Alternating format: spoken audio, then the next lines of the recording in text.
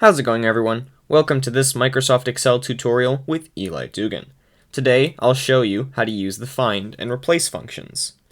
I have some sample text here, and if I want to find all the cells that have the word test somewhere within them, then all I have to do is click the magnifying glass up in the top right and type in my keyword. I could also have gotten there by using the Command F shortcut.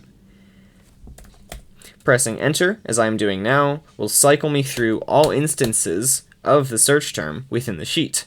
As you can see, the function is not case sensitive. If I want to replace all instances of this term with something else, I can click on the magnifying glass again and select Replace from the drop-down menu. I can then write in the text that I want to replace the original with and click Replace All.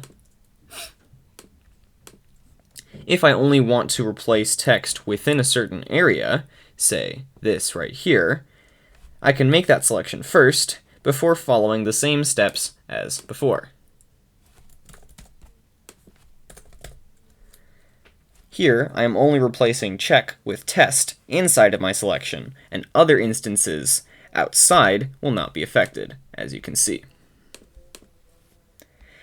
And that's it. Following these steps, you too can find and replace. Happy spreadsheeting, and long live the class of 2021.